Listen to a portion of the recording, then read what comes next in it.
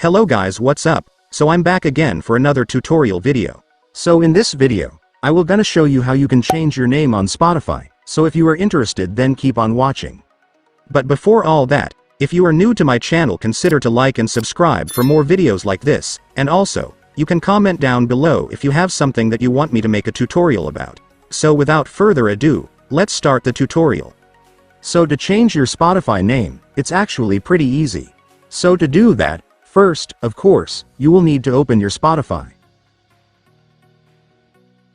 And once you're on Spotify, next, I want you to tap your profile on the top left corner. And after that, tap your username. And then tap your profile once again.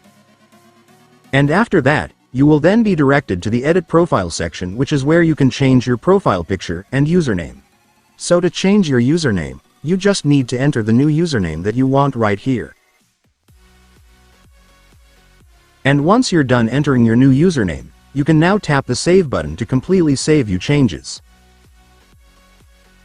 And after that, it's done. Congratulations, your name on Spotify will now be changed.